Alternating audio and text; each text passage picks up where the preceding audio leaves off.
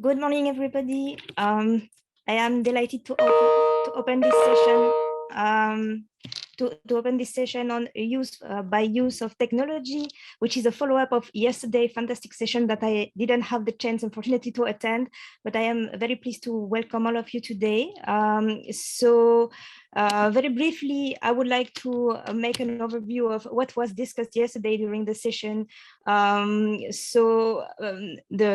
very fruitful session highlighted some challenges, mainly on the internet use by the youth, on the use of social media and how to find news related to COVID during the pandemic, but also the threat that are related to the use of technology, especially in the context of the pandemic. Also, a lack of understanding on how technology can be functioning and the risks that are related to it, but also the ethical values that are behind any use of technology.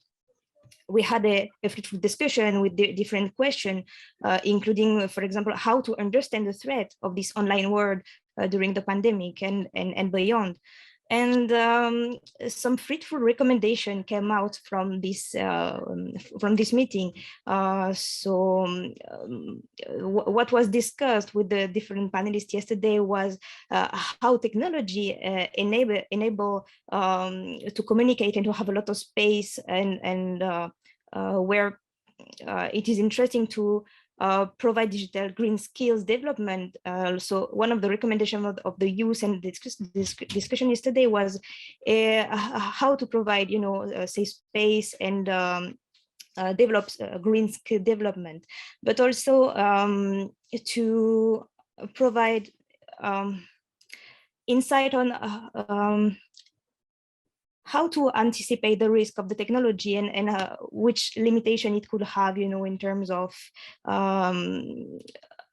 risk, and how to address them. So how policymakers through the legislation needs to protect their citizens, in front of this technological risk. So different perspectives were brought, including the role of the private sector and the different stakeholders in this framework, which role, need to take the citizens, but also the policymakers and also the other stakeholders in this area.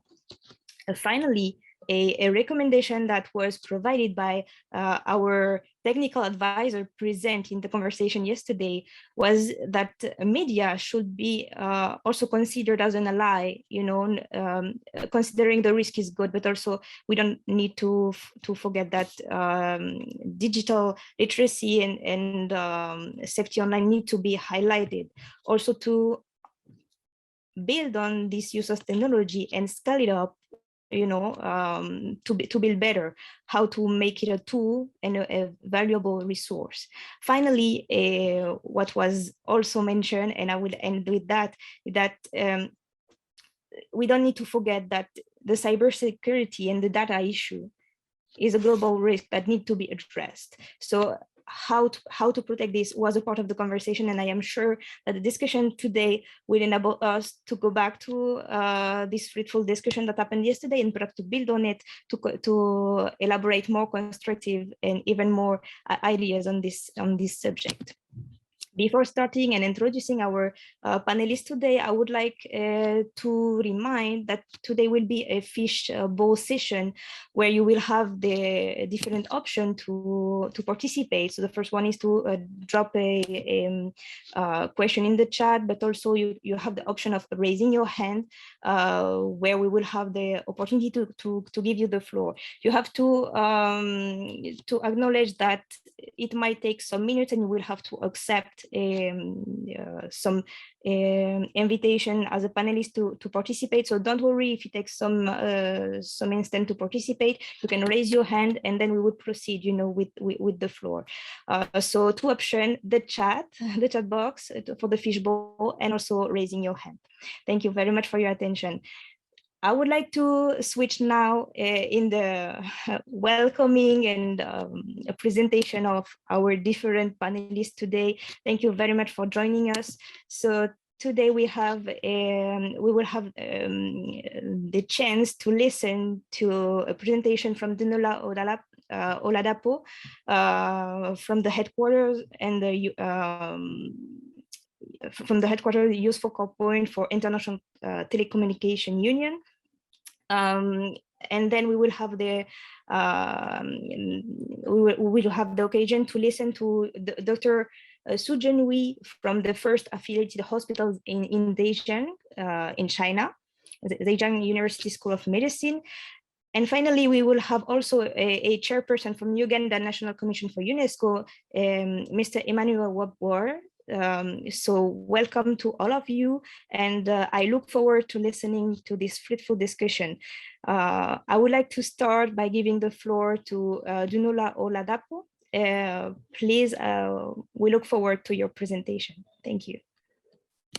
Thank you so much for that very kind introduction there, and hope everyone's having a good day. I'm just going to give a quick presentation on some of the work that we've been doing at the ITU to really amplify youth voices in digital development and to try to engage global youth and try to see them as equal leaders along with the leaders of today's digital change. So to start with, just in case people are not familiar with the ITU, we're the UN specialized agency for ICTs, and our goal is to really enable a more connected world. We have 3 bureaus, that one focuses on radio communication, one focuses on standardization, and the one that I work for focuses on development. And in the BDT, our goal really is to bridge the digital divide. Our goal is to connect everyone to the internet, to really connect the unconnected. Now, in the light of the pandemic, we all know that, COVID-19 has had devastating, natural and also other natural hazards have had, such interruptions on the lives of everyone. I think everyone in the world has been affected in some way by this pandemic. And some of the key things that have been highlighted include the urgency for universal digital connectivity. So just some facts there for us to bear in mind as we go forward is, 91% of students worldwide were impacted by school or have been impacted by school closures. And that includes, 1.6 billion young children and youth. Now, in healthcare, and I'll let our doctor speak soon, will tell us more about healthcare. But globally, this is actually quite a few weeks old now. I'm sure we even have so much more confirmed cases and confirmed deaths. We've seen unprecedented numbers of unemployment, and we know that the real way we can make economic impact right now is really trying to, increase broadband and really increase connectivity. So this is a really urgent issue. I'm trying to get to the next slide. Oh, I don't think the clicker's working. Oh, there we go. One of the key initiatives that we're doing at the ITU is called the Connect to Recover initiative. And the goal is really to reinforce and strengthen the digital infrastructure and ecosystems of countries so that, they remain resilient in times of not just COVID-19, but other disasters, because this is probably not going to be the last global disaster that we face globally. The key outputs of this initiative is to really, run these, assessments for each country for them to evaluate their, resilience, and then identify gaps in their infrastructure that could make them, less resilient right now to, externalities such as this kind of pandemic. For them, we also help with, reviewing their ICT strategies, their policies, their regulations. And then we also help them with implementing projects and specific solutions in line with our recommendations. And we work, across, all, ITU regions, Africa, Arab states, Americas, Asia Pacific, CIS, and Europe. And of course, we have priority on LDCs and landlocked developing countries and small island developing countries as well. And the founding partners of this initiative from the Kingdom of Saudi Arabia and also Japan. So after that overview, I wanted to speak more about Generation Connect, which is basically what we're doing with young people. As I was saying earlier, Generation Connect, our goal really is to engage youth all over the world and encourage their participation as equal partners alongside, the world leaders of today in digital change, and to really empower them with the skills that they need to advance their vision of a connected future. And our three kind of pillars are engage, empower, and participate. We're essentially the overarching initiative of, the ITU strategy. Now, I'm going to speak about some of the clicker's not working again. Please go to the next slide. Thank you. I'm going to speak about some of the initiatives we've been working on during the lockdown to show these as possible solutions for how you can engage young people digitally, even at a time where people are not able to meet, physically. We have a visionaries board, which is a group of half of them are young people and half are more advanced high-level leaders working together to really try to advise the ITU on our youth strategy. And some of the notable people we have on this board include, the UN Youth Envoy, Her Royal Highness Princess Beatrice, a seat from Microsoft, and just really amazing people from across the world, including youth who meet regularly and help advise the work that we're doing. Now we have these regional youth groups across the regions I mentioned before, where groups of up to 30 young people, and again, we're working with the age group 18 to 24, have helped contribute to our policies, our strategy, engage in our meetings, and they're spread across 70 countries. So we are really, and they all have their own individual projects that they're working on, and we support them the best way that we can. And we also include them as we continue to plan our youth summit, which I'll speak about in a moment. We also have a virtual community of young people. Every young person is invited. So if you would like to join, please don't hesitate. I'll share the links in the chat soon. We have currently on LinkedIn and Facebook, but our Instagram is in the works, where any young person or anyone interested in this work is invited to join. And we're constantly sharing opportunities for young people to engage in any of the ITU's work. And also, opportunities for research or, anything that the young people are interested in. And we also wish that the young people themselves would share with us what they want to do, and we'll be more than happy to support. Now, the other things that we've got going on is Generation Connect Youth Podcast, and we just recently had a video pitch challenge, which I'll show you in a moment, a really quick video of some of the ideas that the young people had themselves for solving some of the world's issues. And we have an ITU internal task force where staff are working along the sides of three pillars: engage, empower, participate, to really try to empower, the young people that we're working with. Now, next year will be the World Telecommunications Development Conference. It happens once every 4 years. And for the first time, it will be hosted in Africa, in Addis Ababa. And this time, before WTDC, we will have a Generation Connect Youth Summit. So we would invite, youth from all over the world to participate in this conference, where it will really be about amplifying youth voices. We'll also have a youth declaration, which will be submitted to the world leaders at WTDC. So even as we plan for this summit, we've actually invited young people to also help us plan the summit. So this is really going to be a summit by youth, for youth as well. Now, I'm going to go to, if we can please go to the next slide. I'm not able to work the clicker from my side. Thank you. Do you have a promising idea to connect the unconnected and close the digital divide? In June this year, as part of the 2021 ITU Innovation Challenges, ITU launched the Generation Connect Pitch Challenge, a global competition to find promising and meaningful ideas coming from youth to connect the unconnected and close the digital divide. Young ICT enthusiasts between 18 and 30 years of age from across the world have already submitted their ideas. Introducing PACAM, an all-inclusive waste management software application that connects recyclable waste real-time to recyclers at just a click. PACAM, enabling a cleaner city. Digital inclusion is an urgent matter today.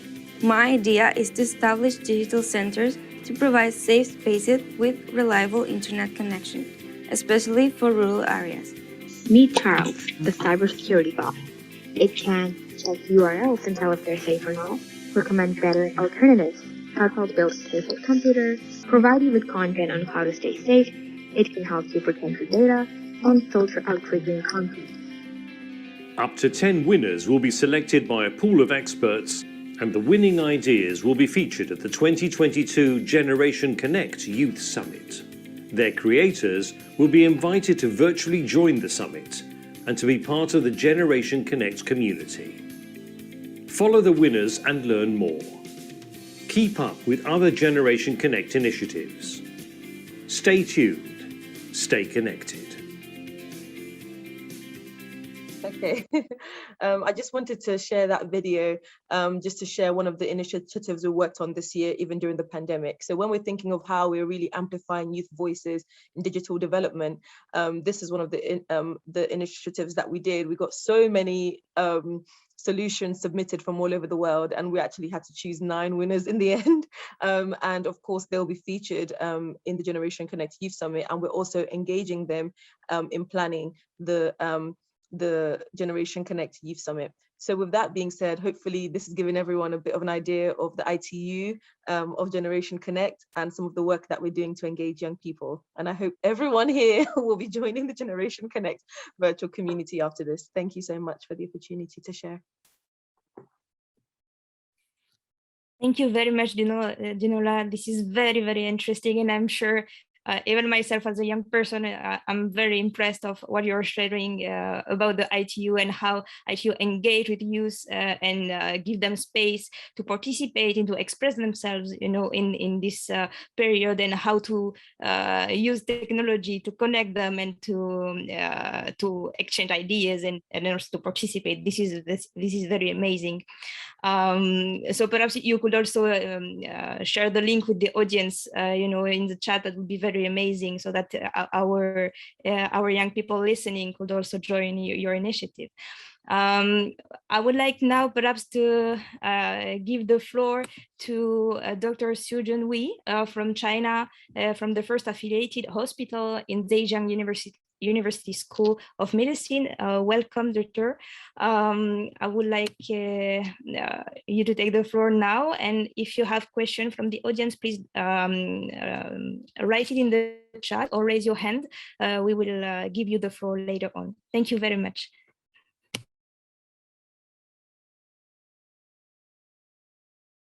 Okay, thank you. So my name is Junwei Su, and from China, and it's my great honor to be involved in this session. And actually, this is my first time to be involved so promising and big conference, actually, and especially online, quite related to the topic today. And I received my medical education in Zhejiang University and also a research fellowship in Columbia University.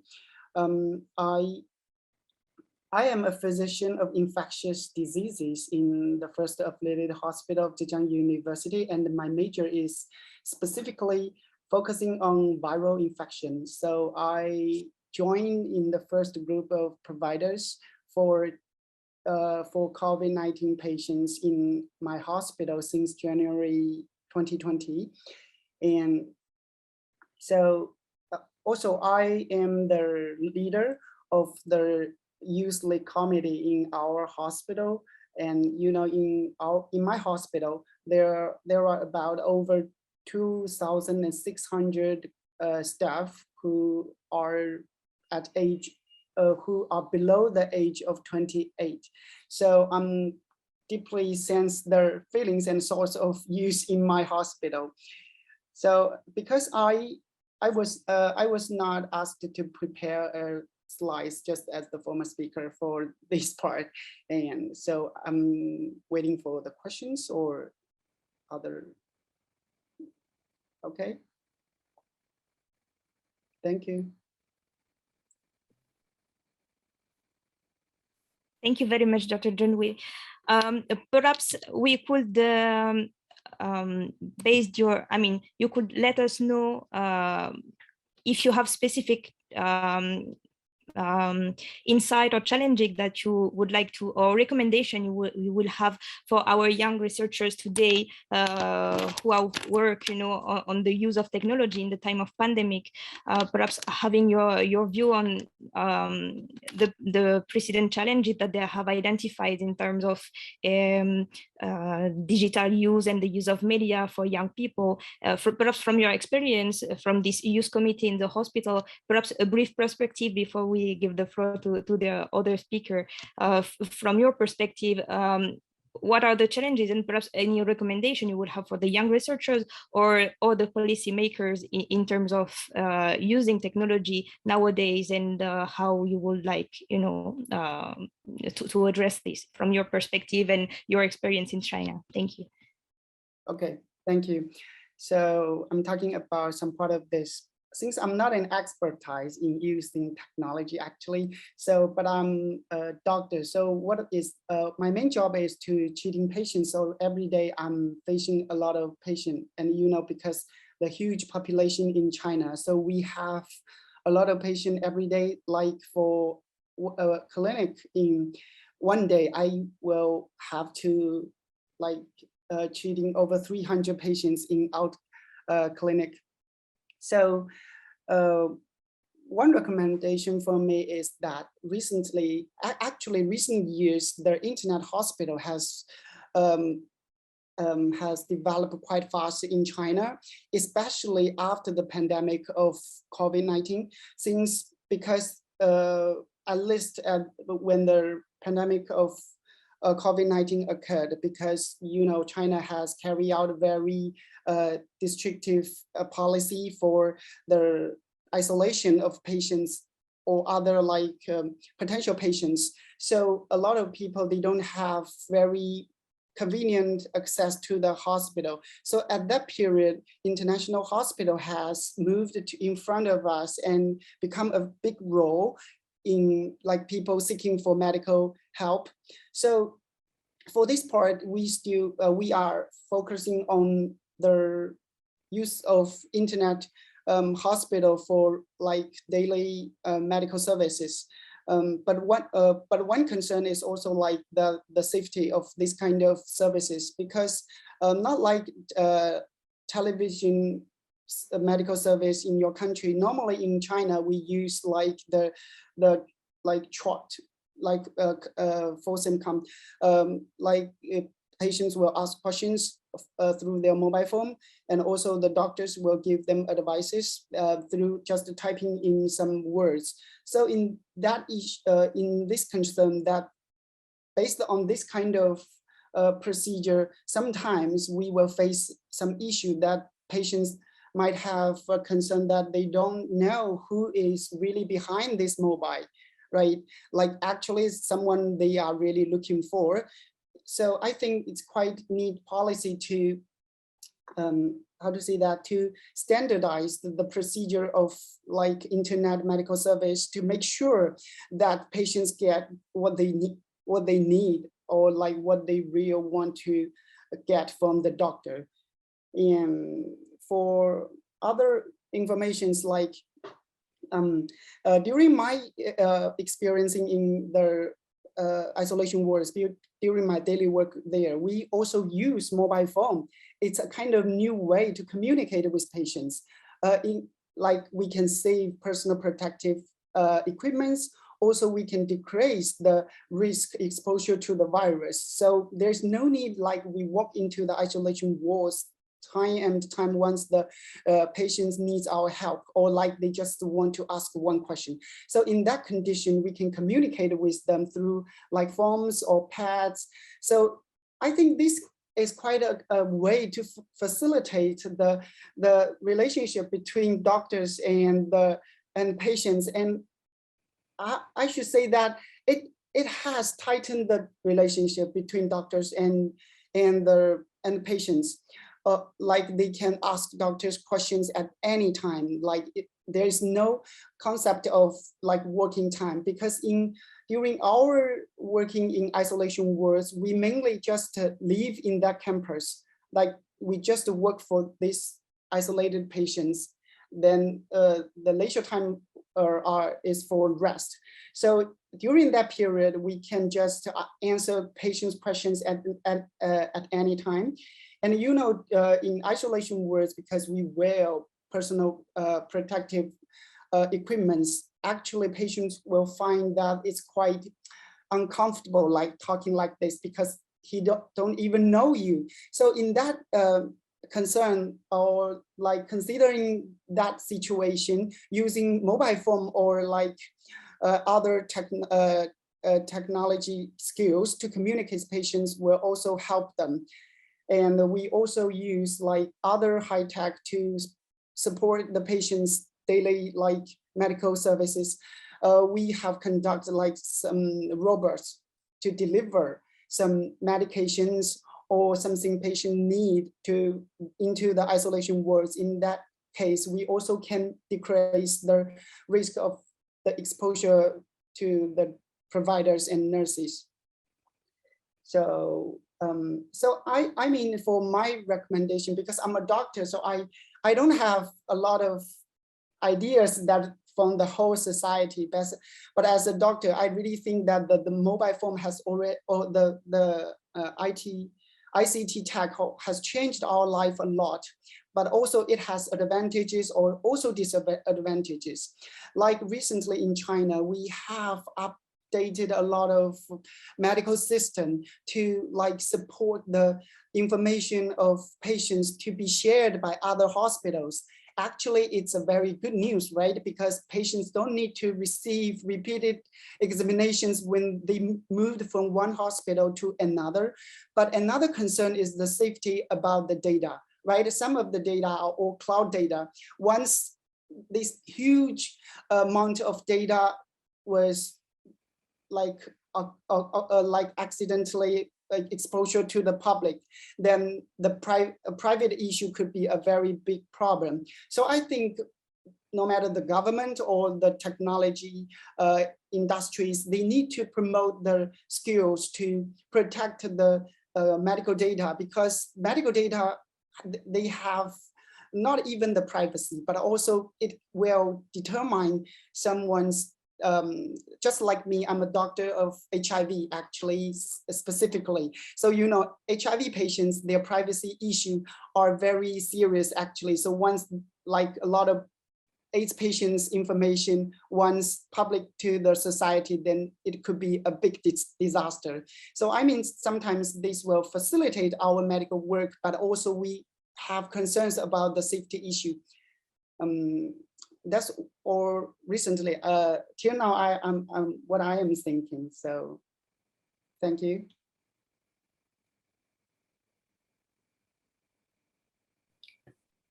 Thank you very much, Dr. Dunn. It is very interesting because we see here, and I think it echoes some issue that have been shared yesterday, you know, about cybersecurity and the safety of data. And you illustrate very well, you know, in the national context and, you know, very practical situation, which is day-to-day life, you know, with your relation with the patient and the doctors. And I think it is, I mean, an issue that really needs to be considered and discussed, you know, because we are in this era where data is shared every day, everywhere, and perhaps it is about regulation here that, you know, we will need to speak further.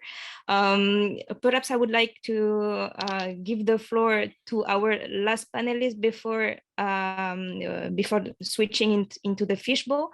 I don't know if we have now Mr. Emmanuel Wayer, the youth chairperson from Uganda National Commission for UNESCO.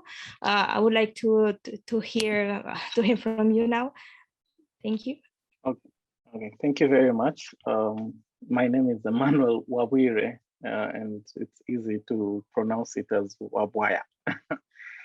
Well, I'm the youth chairperson for UNESCO, and at the same time, a youth activist and enthusiast on the issues of technology.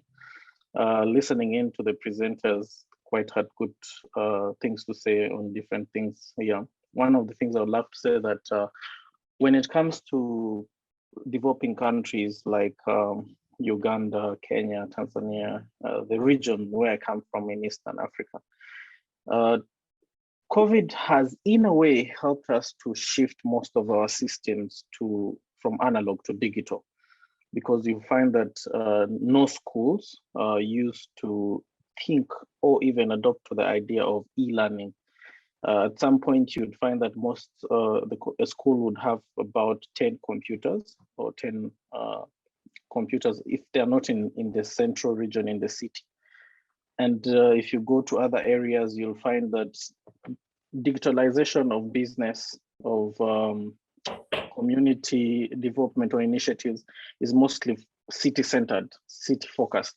However, I would believe that this time round, and when you go to the periphery out of the city, you'll find that most of the conversations are around, in terms of technology, the use of radio, the use of TV, but yet right now an increasing shift has happened both in the informal and formal sectors, in e-commerce and also in education. Recently, we just had rules allowing schools to open and adapt to e-learning, which has been a shift that has been happening for the past 8 months as well.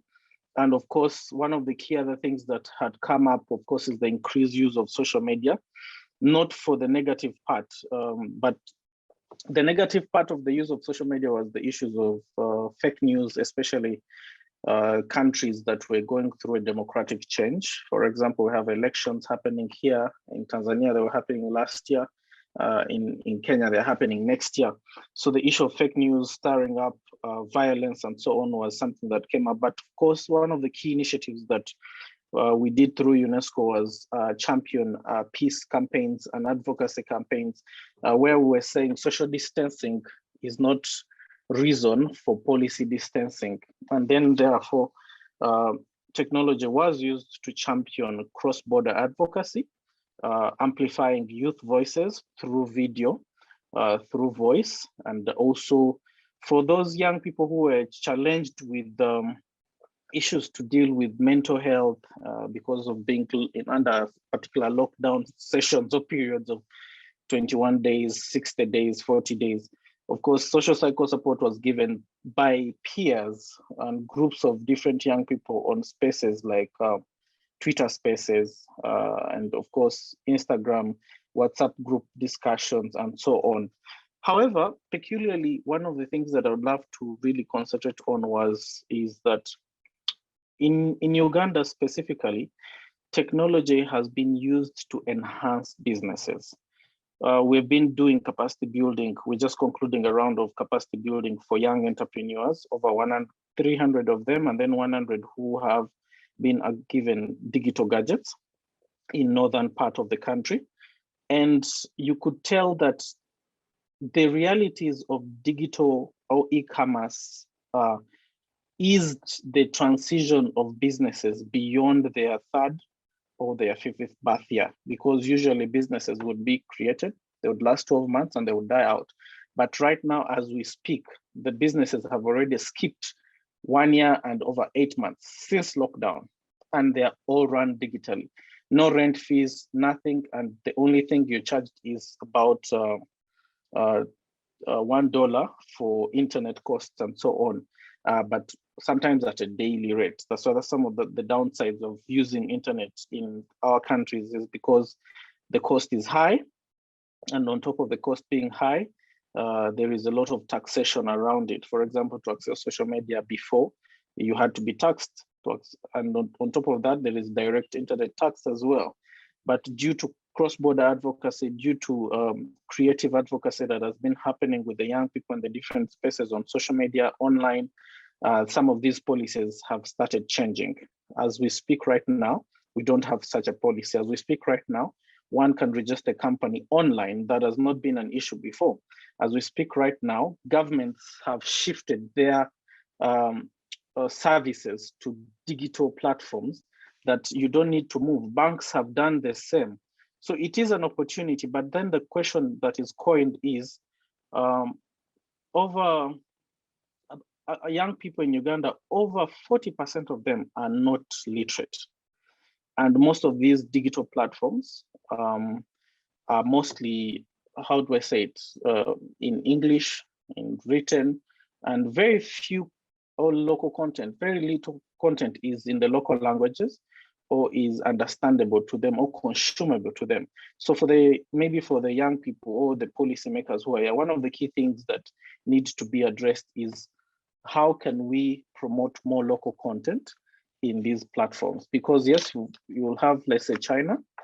Most of the platforms there, they speak Chinese, which is easy, which is good because the country speaks that.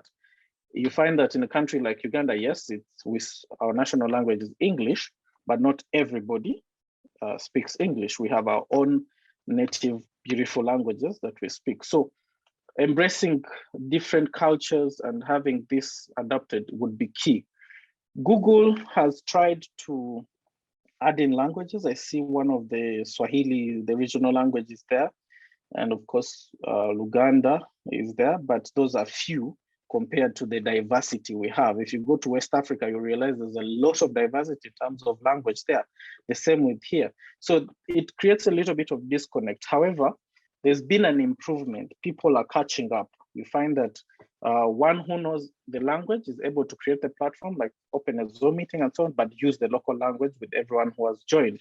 However much the challenges that are there, it's a progressive upcline, a progressive increase that is happening. E-commerce has been improving. E-learning, we've been adapting to it. On top of that, the key thing was that election observation happened. That's one of the most interesting cross stories for me, where everyone was locked down to their respective towns, no movement through. Young people used mobile phones. We just put out a campaign of hashtag I choose PSUG, and young people use their phone to observe elections and send in content to a central pool countrywide and encouraged each other to go and vote peacefully and come back, share their videos. That was the most encouraging movement. On the Twitter spaces, one of the most encouraging movements was start a business without anything much but your social media platforms and connect with people who have capital, who have assets to be able to sell, to market, and so on. So those are some of the advantages, but the key question now is how do we bridge the divide, the gap of the illiterate and the literate?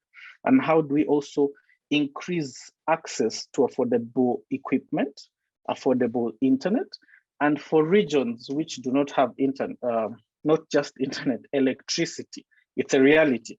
How do we bridge that gap? So those are some of the key questions that policymakers and of course UNESCO and partners, we need to think about more and pound and get more solutions in that area.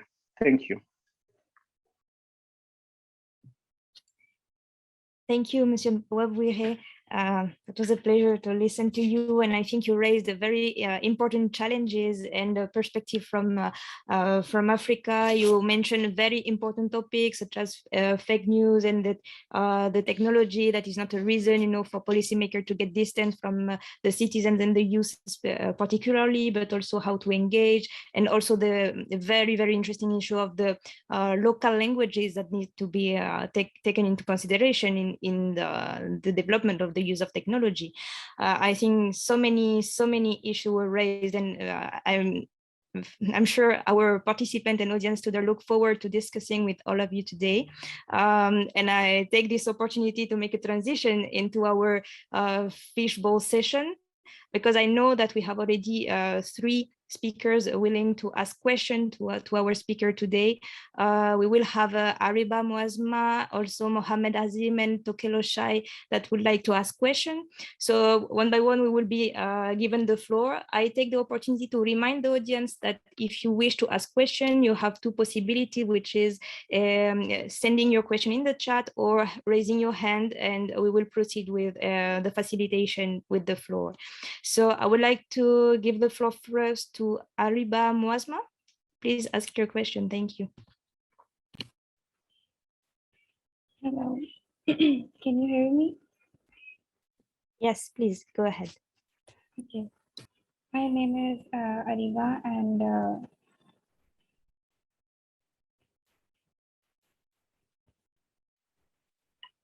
hello. So, my name is Ariba, and I'm from Pakistan, and I am in the team member of YAR tech team. And today, I actually want to discuss about the business, which we know very well that all around the world, when we had the pandemic issues, we really need to know what to do. Like all over the businesses and everything will shut down. So as another panelist said that the fake news, and it's a very great issue. So we need to work on that too. So I actually want to work on the things like how to do business while working at home, and how to do the things like a kind of digital business. Like most of the people I know very well, they don't know how to do business things, or if they are doing some physical businesses in their companies and all that, after the pandemic, they don't know how to convert their physical business into a digital one. So it's a really a big problem for them. Most of the people don't know the basics of internet, the basics of business, basics of digital businesses.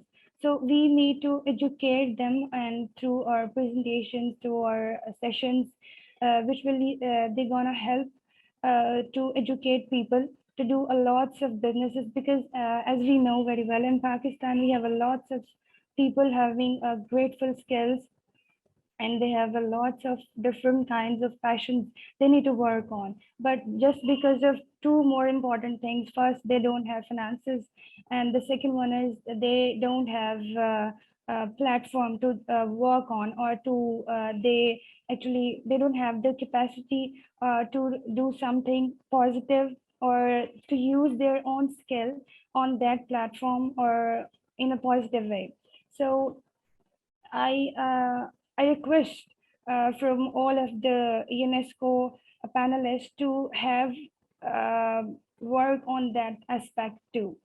As also about the digital businesses, we really want to know about the main aspects of what should we do first, and then which should we do the next. So that's from my side. Thank you. Thank you very much. Thank you very much, Ariba. That's a very interesting question.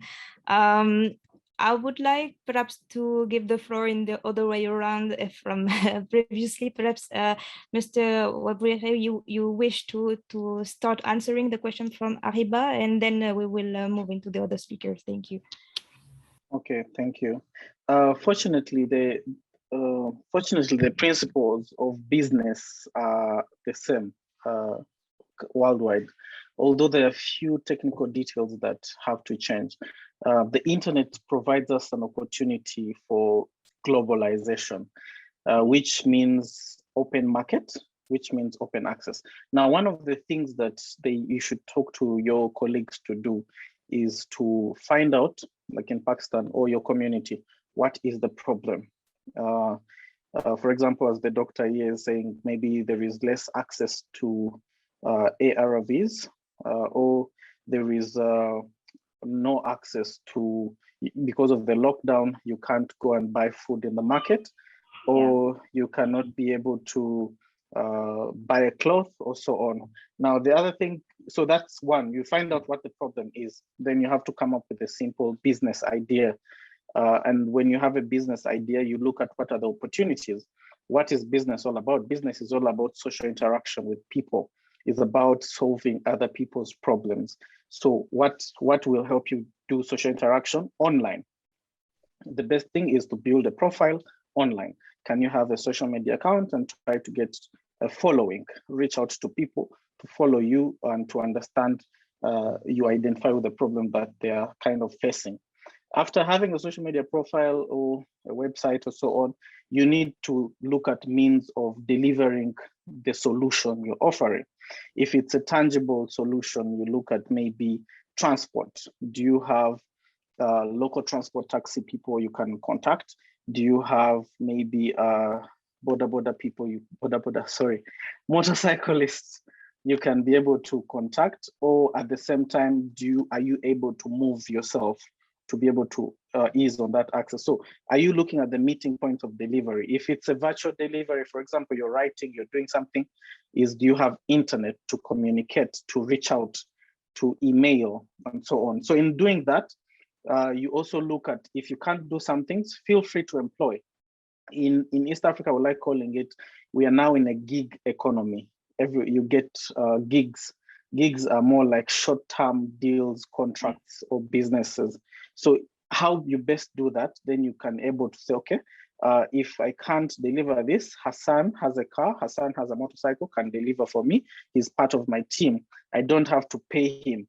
You look at other different people, and then together you bring a network of people and you deliver a service. One of the other colleagues of he is very fluent in French. So when schools were closed down, he has been doing home tutoring because government had not yet decided on opening e-learning to most of the schools. So what he did is talk to different parents who were willing to bring their students, and he was using Zoom to teach one by one student, because Zoom gives you only 40 minutes if it's free of charge. So if you're more than 3 people, you use up the space all the time. So if you're 2 people, you can speak for as long as you want. So he's been teaching and connecting with different parents and delivering results, and the students have been performing well in their school, in their school homework, which was given to them, and improving in their academic understanding of different things other than this whole long term of 18 months when they've been seated at home. So that's just one of the ideas, and many other ideas. Other young people have reached out to organizations who have been struggling to move to digital platforms like social media, Twitter, and so on. Because they are already there, they've been saying, okay, give me your accounts. Like say, for example, UNESCO can't do it. Give me your accounts, let me manage for you. As UNESCO, give me your rules, your policies, what I can't say, what I can't say. Here's my content, here's what I created, then I can be able to engage on your behalf for your people. So that's social media management for others. It's just one of the ideas. So you can do a lot of different businesses by just sitting.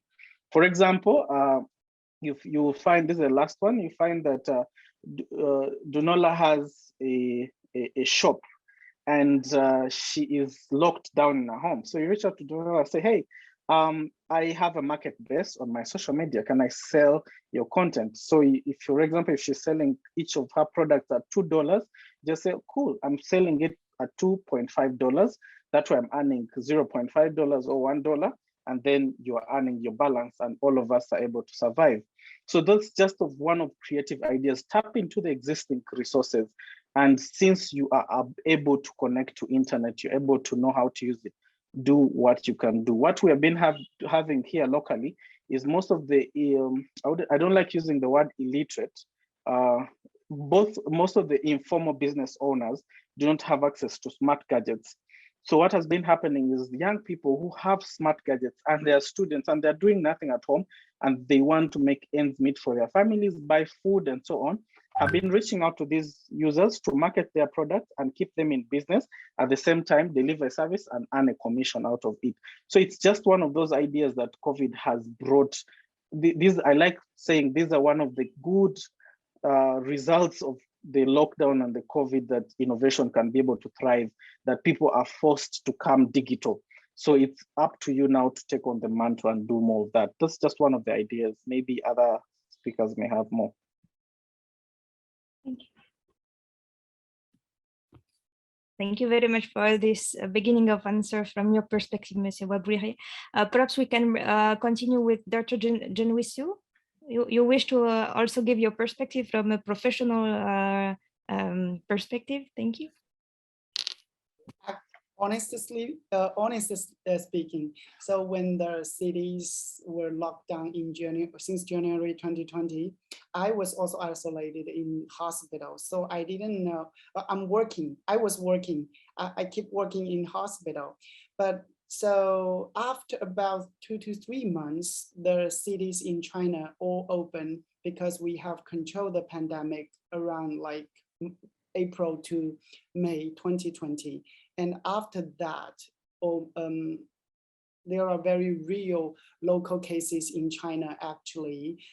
Most of the new cases are imported from other countries. And maybe once a year, there are 3 to 5 times in different cities, maybe some cases will occur, like reached to the highest population of cases of COVID-19 may reach to 100 in one city, in one outbreak, maybe due to some reasons. So in my idea, I really agree with Emily. I'm sorry, it's hard for me to pronounce your name. Yes, I agree with you because, you know, we need to solve this issue once we really don't know how to earn money. This is the first thing we need to think. Then you need to know what kind of skill you can share through internet. You know, in China, we nowadays like TikTok is very popular. So all kinds of people, they can show themselves through TikTok. Yeah, you are not need to have a very good appearance, or you don't need to know how to sing or how to dance. You can cook at home and show to others. Then people will pay for your cooking, even they cannot taste. And others, like for old people, because they have very strong personalities. So their kids or like their sons and daughters, they will make video of these old populations and then send up to the platform, internet platform, to share with others. So I think once you really need to do something, you will think out a way to do it. So so in China, like WeMedia is also very popular. So like you can do a lot of, you can write papers, you can like write comments for some website, or you can like even do some voice recording for some novels or films. It's a lot of good ways to earn money. So that's my answer, because I really don't have a very good experience on this part. Thank you. Thank you, Dr. Junwusu. I think any insight is valuable in this fruitful discussion. You know, having different perspective make it the dialogue more rich, and, you know, allow to bring different elements and enrich the discussion. And perhaps we can have another perspective from the ITU. Danola, if you agree to give us, thank you. Thank you so much. I think, you know, Emmanuel and Dr. Sue have said it all. The one thing I'll add is that one of the most valuable things you can do, especially as a young entrepreneur, is to have a network of people around you, not just kind of on the business side, but also to sort of advise and to kind of support you, because it's definitely not an easy journey to be an entrepreneur and to run a business, even before the pandemic. And now with this added layer of complexity of a pandemic, you definitely need a community. So of course, going to plug Generation Connect as a great community for young people. But even if you don't want a virtual community, I'm sure in your local areas, there are other entrepreneurs, young entrepreneurs, and some people who've had a business for 3 to 5 years. Maybe they failed, and that's the thing, we shouldn't really be afraid to fail. Because you learn, right? Like Nelson Mandela says, I never lose, I win or I learn, right? So having a community of entrepreneurs around you, or fellow young people that can advise you, means that you're able to kind of be encouraged. Having a business is definitely a lot of ups and downs. So I would highly recommend joining you know, virtual communities, both international, national, local, just so you can learn from a variety of experiences. When they tried this, maybe it didn't work there, but maybe it could work in your local context. And then also seek out mentorship as well. And of course, I will say again, if you're interested in joining Generation Connect, a virtual community of young people, we have, as I shared earlier, young people on a regional basis who are probably working on similar things in your region, and then also people on a global level who are also working on similar things on a global level, so you can really engage with the diverse group of people and experts as well. So that would be my one advice to add to everything that has already been said. I think thank you very much, Dinola. I think we have a very comprehensive batch of advices for answering this first question on businesses and the related question. Thank you very much to the three of you. But I would like also to open the floor because we have other question pending, in the waiting room. I would like to welcome perhaps Mohamed Azim to listen to him and his question, perhaps to bring another element to this discussion. Mohamed Azim, would you like to come in? Thank you.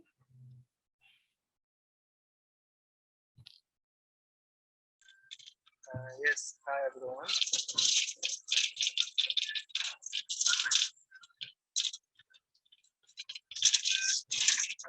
I'm sorry for the noise in the background.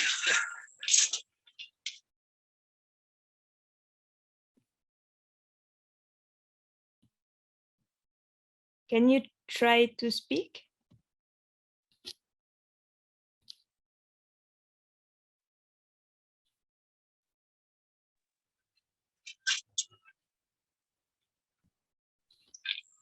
Or perhaps an alternative, Muhammad, would be if you cannot to send the question in the chat.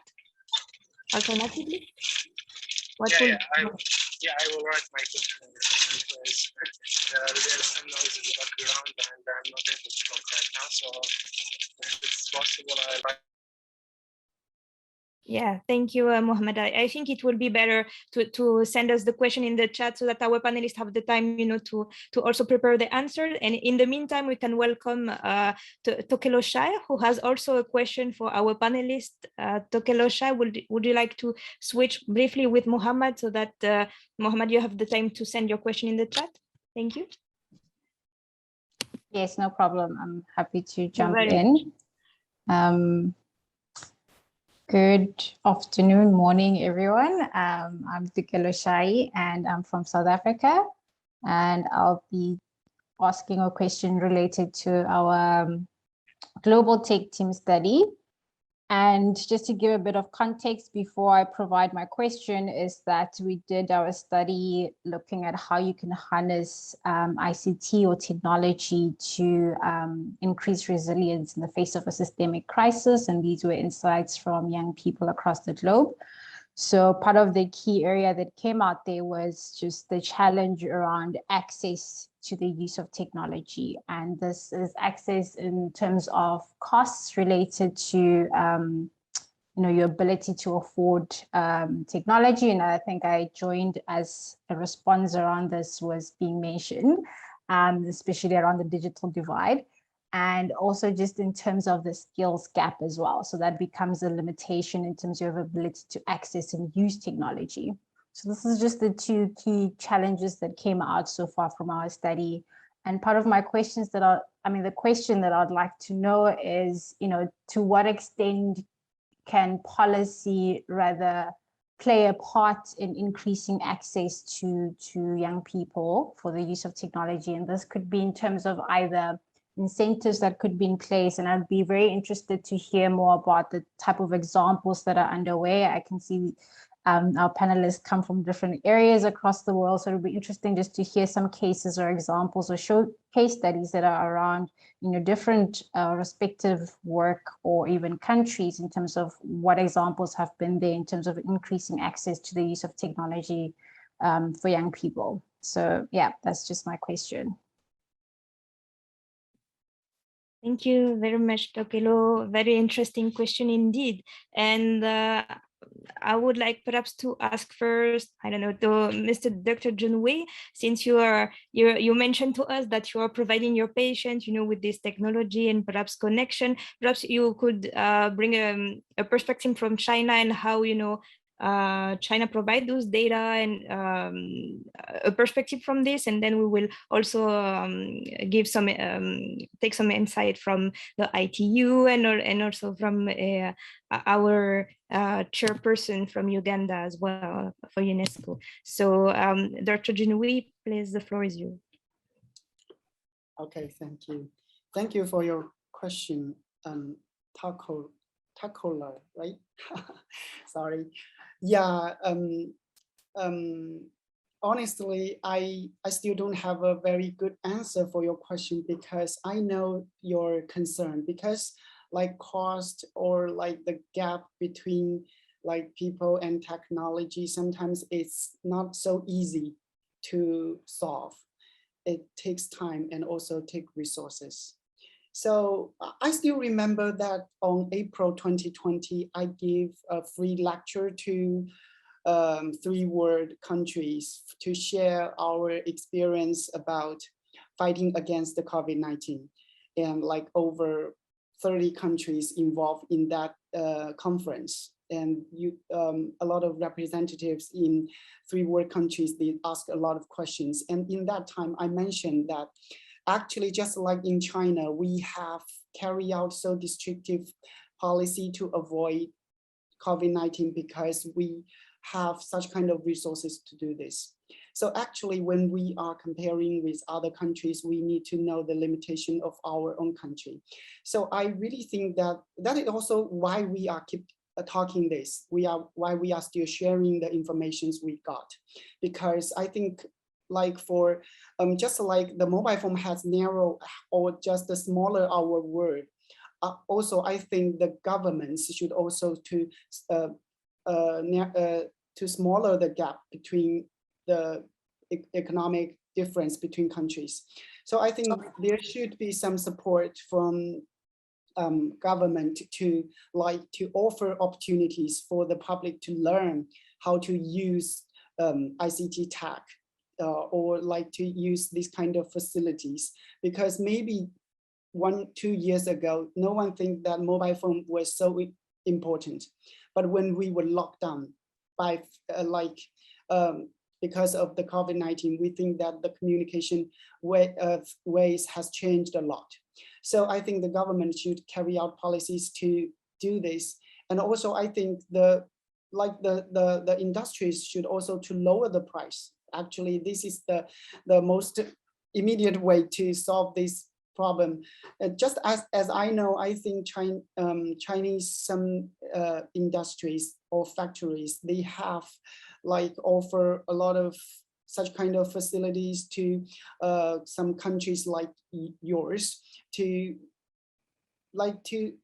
for some, maybe for some political purpose. But I think one reason or the biggest reason is also to solve this issue, because in your country, you might need this kind of support. You might need this kind of support because just like when people or young or youth, they lose job, then they need to use internet or ICT tech to earn money. Then this is a circle that everything seems worse because I don't have this kind of tech or I don't have such kind of facilities. Then I don't know how to earn money. Then it's a bad circle. I'm not sure whether I have explained clear. So in my mind, I think that's why we are WHO keep doing this, because all of us are willing to solve this kind of problem, but sometimes it takes time and also take resources.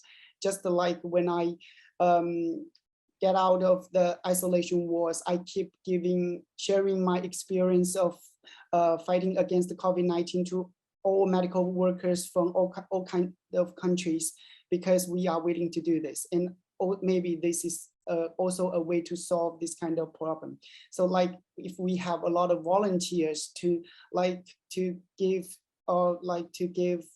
textbook about how to using this kind of technology, or we have a lot of free talks about how to use this technology through online, then I think maybe they can learn more from or in a cheaper or more convenient way. That's my answer. Thank you. Thank you very much, Dr. Janwisu, for this answer. I think you highlight already 2 important points, and with a big recommendation, designated for the government, which is, raising awareness of the public on the use of the technology in the one hand, and on the other hand, also advocating to the private sector to lower to lower the prices of these facilities. So I think here you are highlighting, you know, two major points, and I think perhaps our other panelists will have some other views on it, and perhaps Dinola or Ladapo, you would like to react on this, perhaps on what Dr. Junwis just said. Thank you. Yeah, no, thank you so much. And thank you so much to Takelo for, you know, raising again this issue of the digital divide. You know, we talk about it, and even the fact that we even have this conversation, we have to realize that about half of the world will not be able to participate in this kind of conversation because they're not even connected to the internet. And when you just think about the fact that literally almost half of the world do not have access to the internet, then you look at the intersections, like in LDCs, in the least developed countries, it's even a bigger gap. And then you look at the gender gap there as well, like men are more likely to be able to be connected to the internet, right, across like different intersectionalities across the world. And then you think of indigenous people, then you think of disabled people, and then all the different, you know, older people, younger people, all the different intersections that exist, which we work on in the digital inclusion team at the ITU. Then the seriousness of the issue of how, you know, basically the new front lines of inequality is digital, right? And the more technologically advanced the world is getting, you know, in countries where, you know, it's so easy to go in a cafe and just connect to free Wi-Fi and you can do whatever you want to do, compared to people who may not even be able to, as has been said by Dr. Sue, even, you know, afford, you know, the gadget themselves that may be super expensive, and then data bundles to then buy data, and then like the experiences that they even have online. So basically, as some countries are becoming more technologically advanced and they have, you know, 5G and everything, some countries have not, or some areas at least of the world have not even been able to kind of even cross the first hurdle of access. So the digital divide is essentially getting wider, and the pandemic has basically even further exacerbated that issue. Now, the key kind of solution that I think we've been seeing in many of our projects to work is really now harnessing multi-stakeholder and, you know, multi-level partnerships to really work on the issue. Because the reality is, you know, in the face of the pandemic, economic downturn, you know, climate change, all the massive issues of the world, the digital divide cannot be left, because it's such a huge intersectional issue. Because within this, we've got gender equality. Within this, we've got youth empowerment. Within this, we have access to education. Within this, we have all the issues basically intertwined in this, which is why when just I think last week or the week before, there was the UN General Assembly, the Secretary General said, you know, as part of the common agenda, one of the key things is addressing, you know, this issue of the digital divide. That's how important it is. Now, with that being said, one of the projects that the ITU is working on with UNICEF, I'm going to give it as an example as to how multi-level, multi-stakeholder partnerships can be really useful. It's called GIGA, and I'll share the link in the chat again just now.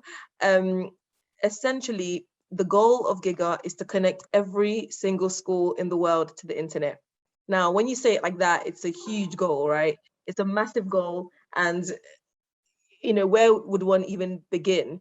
And so far, the countries that they're working with, you know, include Kyrgyzstan, Honduras, Rwanda, Kenya, Niger, Sierra Leone, and others, right? Because, you know, you have to start somewhere. And one thing that I have noticed, of course, these are massive UN organizations, the ITU, UNICEF, but in order to be able to actually, you know, engage with what's happening on a local level with the schools, they're multi-level partnerships. So levels, of course, with the federal government, the government of the country, but then also regional, inter-country, and then the local level to see actually how many schools even are there in this area. And then we start to like map, are they connected, are they not? And also local businesses, you know, donors. One thing that I think I've seen really work in this area is that essentially they're inviting anyone who's interested in helping to solve the issue to come together. And I think that's what pushes the needle on such a huge issue, because when you just hear it, okay, connecting every school to the internet, it's like saying like such an impossible task. But then when everyone is on board, especially those, you know, who are affected, those in the affected country or in the affected region, as well as then the international community, and there's this resolve from a community of people, then I think it's now easier to at least start to take first steps into finally then starting to tackle some of these issues that might seem impossible. So I'm going to just share the link to Giga, but there's so much more information online if you want to find out about, you know, how the project started and how they're harnessing these multi-level and multi-stakeholder partnerships to achieve their goals. Thank you very much, Dunola, for this comprehensive answer. What I like very much that, you know, your advice is very much solution oriented, and this is very fruitful and productive for this kind of discussion. Perhaps what we can do now is having a brief word, since the time is running, if we want to have time for the last question, is to also give a perspective from Mr. Wabwire on this question, an additional point, perhaps because a lot of things have been shared already. A very brief point from you, Mr. Wabwire, on to what extent, you know, can policy can play a role in providing youth with access to this technology, and, you know, just an additional word, perhaps from your perspective. I would say to a greater extent, and I think all the panelists have spoken about the other areas. I'll look at just government with the specific case study of Eastern Africa, for example. The government, if needed or if interested, will promote access to internet. For example, they will say, currently in Uganda, if you're a student, schools have no tax on their internet. It's free, tax-free. Health facilities, internet is tax-free as well. And on top of that, if you're importing gadgets for hospital, for schools, you get tax exemption on customs when you're importing these gadgets. Even in agriculture, you're exempted from tax. So in other words, making it much more affordable. However, when, for example, I move out of school, when you move out of the hospital, when you're going back home and you need a gadget in your home, you are going to be taxed for it. That means you're limited on access, you're limited on accessing some of these things. But our policymakers are very interesting because there's that local saying that when you allow one slack to a stubborn kid, and then it gives them room to misbehave on other issues. That's a government terming they like using. For example, we have an issue on access of information. It's limited access to information, therefore the young people or the community cannot be civically engaged. So what happens is we run under governments who are interested in keeping people in the dark. And it's the same thing. I've had Julius Malema complaining over the same thing and other regions. So it's the same. When you increase access to internet and have people access social media and be able to speak. Recently, Nigeria banned Twitter because of certain issues. In Uganda, Facebook was banned. In Tanzania, internet was banned for some period, and so on. So if it comes to giving people more access to internet and be able to be part of key decision-making processes and comment on some things or call out on some poor governance decisions the government has made, there the government will come again and make policies which will limit access to internet. For example, they will say 12% on internet access tax. Every internet data bundle you buy, the 12% of that cost is taxed. They will say no second-hand computers are supposed to be imported in our country. Only buy or import brand new. Of course, there's a two sides of the coin. You protect the environment, but at the same time, you limit access to information. Other government will say we are banning Huawei or we are banning Techno because those are very affordable phone brands. And then they will allow Apple to come in, no offense for Apple lovers. And then someone may not be able to pay for that or so on. So it's a two-sided coin, but again, it's the role of influencers, key decision makers to advise our governments to strike a balance in between that. And also it is also our role to also encourage our people to responsibly use the platforms that have been accorded to them, not to incite violence, but rather to have civic, meaningful engagement and suggestions and promote diplomatic governance, but most importantly, not to stifle the access to services we are supposed to have in education, in health, and in other sectors, especially business, to be more precise. So yes, every right in terms of that policy accords us comes with the responsibility. Thank you very much, Monsieur Wabuere, for this perspective. I think it is very important because you're highlighting, this the responsibility of the different stakeholders here. Like, it is true that there is a certain number of challenges, but there is also different stakeholders to take into consideration, and that can play a role. Not only, of course, the policymakers, but also the other stakeholders, and each one to take its responsibility and to contribute to it. Perhaps since you had the floor, you can. We'll go very briefly on the last question shared by Mohammed and Rafaela, two young researchers who are sharing the last question related to fake news. I will ask you to please be very brief since we have only 15 minutes left on this session. So they are related to the fake news. They are saying, indeed, sharing fake news is a growing problem. What approaches, can we take to overcome it? And when even governments publish fake news sometimes, how can we make people recognize these fake news? We know that people usually tend to be lazy, and many of them use the internet in a limited way. So identifying the fake news requires a bit of searching skill that are looking to use for looking for information. What strategy can we use, and what do we do to make people more able to recognize this fake news? So Monsieur Wabuere, I can ask you to just answer this question and to please be brief because we have other panelists and we have a very short time in this session. Thank you very much. I will narrow my answer to the issue of social media because that's where the news is actually spread from. One of the things that I would like to encourage young people is to do fact checking. Number one, which profile is posting that particular news? Twitter, Facebook, Instagram, and other platforms have tried to create a level of authentication of accounts through the verification and so on, because whoever has been verified has gone through a lot of scrutiny to prove authenticity, to be able to show. But there are other accounts that are not verified, but however are representative of officials with websites and particular following. So it's a steepy slope for them. But fact checking is important.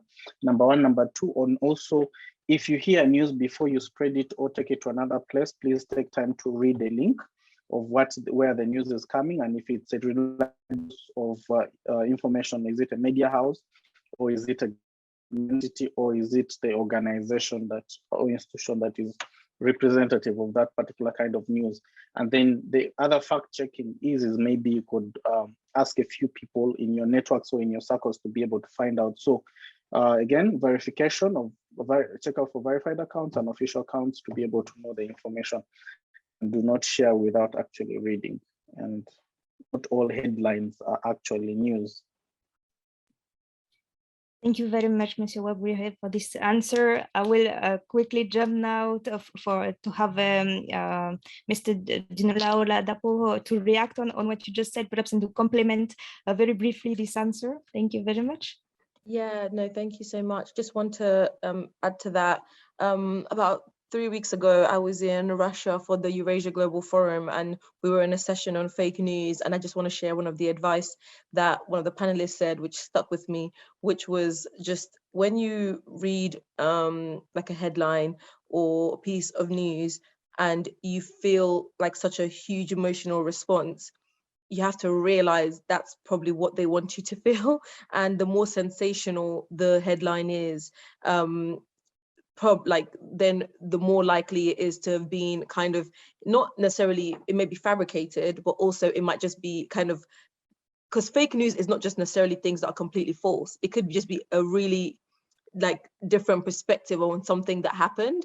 And it could be like truth, but skewed in a way to really kind of spark some emotional response or some reaction. So the key is the more of that emotional reaction you feel, the more responsibility you should feel to try to kind of fact check as to what actually happened, and to then try to then kind of step back, because everything that is written in general is written for a purpose, and you just have to bear that in mind. Like, whoever wrote this, what do they want me to take out of it? Another quick tip is, when you see like an article written and there's no there's no name as to who wrote it, you might want to just kind of try to dig a bit, if it's just saying by this website or something. But when there's a name attached to it, it's more likely to be credible because there's somebody's name attached.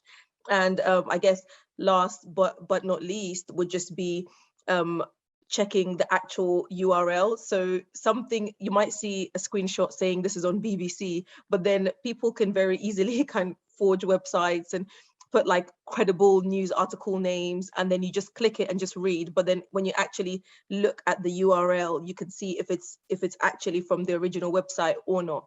So this is just really 3 quick tips that not necessarily ITU tips, but just something I picked up at a conference recently. Thank you, Daniela. Very precise and but very important advices indeed. I would like to end this question just with a brief word from Dr. Sue. If you want to complement or add something on what other panelists just said, please go ahead. Okay, thank you. So in China, this is also a big issue actually, because internets always have a lot of fake news. But we should know that just like people, we have good people and bad people. We can't forbid them like permanently, like stop fake news from coming. But I would take me as an example how I do to solve fake news just as a doctor. So I will. First thing is that I will give public lecture about to eliminate stigma towards HIV every year to students, high school students or university students. So so normally I will initiate my lecture with one fake news. That means like a girl will transmitted a girl of HIV infection will transmitted HIV to over 100 men in 3 months. I mean, like the risk of HIV transmission through like one positive woman to a negative man through one sex is less than 0.1%.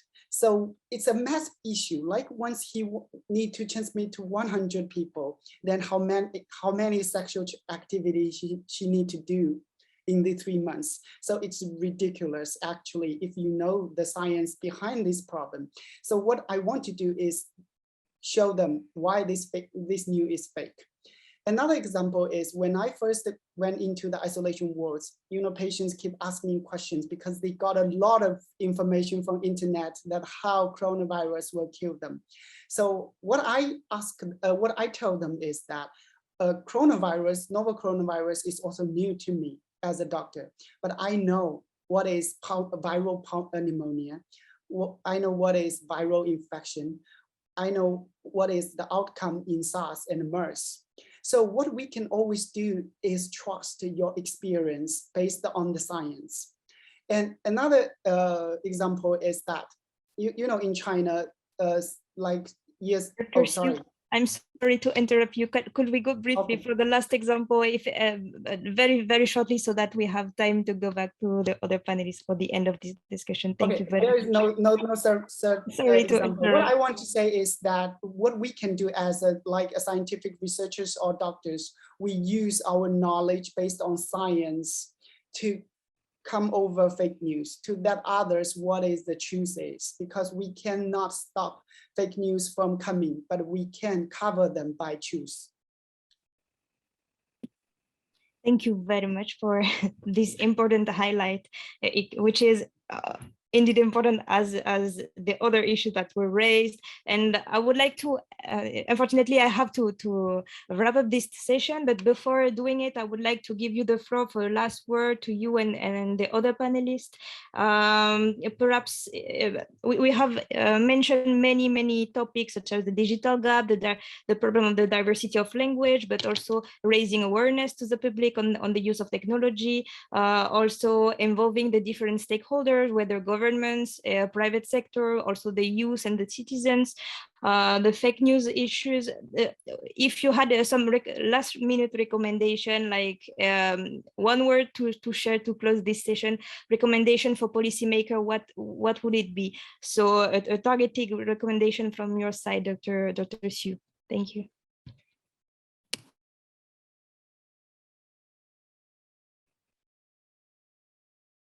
I'm not ready for the last sentence, actually. Okay, so I think as a doctor, I really hope that at least our goal, like from all youth, is first to conquer the pandemic of COVID-19. And among them, maybe we will experience a big time of this, discomfort caused by pandemic of 19. So I don't have very detailed recommendation for this part. As a doctor, I really hope that the pandemic will go quickly, and then the world will open. We are not locked in your house or just in the internet. We need to share face to face. Thank you.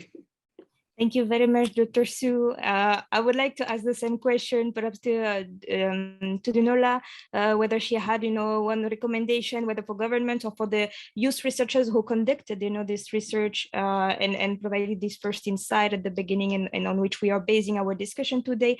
What would be your recommendation to close this session? Thank you.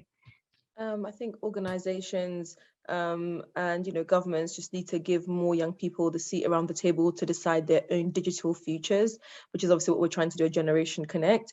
Young people need to have a voice in the decision-making processes that will ultimately affect them. And then the final thing to, I guess, everyone is just, if you have the opportunity to be connected to the internet, remember that half the world don't. And if you can in any way help to make that better, help to raise awareness, help to join organizations fighting for them to have that opportunity as well. I think it's all our responsibility, because it's a privilege, clearly, to have access to the internet, and conversations like this that could make a difference. We should do as much of that as possible. Thank you very much, Dunola. I would like to end perhaps with Monsieur Emmanuel Wabouire for a last word from your perspective, from the government perspective. If you had a recommendation in the context of the youth who are leading this research on the use of technology, you have probably read, the first discussion, the first recommendation they are making. What will be your advice to them, in pushing forward this research? Thank you. One of I'd like to commend them for the good work, but also I'd like to say, let's formalize the informal sector, because many young people, the one we are targeting by many authorities, both private sector and public service, are considering young people as informal. Their ideas, their jobs, they are not considered because they are innovative ideas that have not been yet tested before. They are new, they are amazing. So let's formalize the informal sector. This is also UN agencies, which kind of controls the development agenda of the globe. Give more attention to also youth entities, youth organizations, youth groups, youth associations, because instead of dealing with the traditional organizations or institutions, when you give them the attention, then you legitimacy they and they're able to do. The content that is discovered in these reports is important to be shared with even the local governments, the different national governments, other than it just remaining at a global level. That way it would be able to inform policymaking and research and policymaking and decision-making at both national and regional levels. So that's it. Thank you very much, Monsieur Wabouire. I see that we have 1 minute left, and I would like to give the floor to one last youth, since it is the youth conference and the youth consultation. I see that we have still with us Tokelo.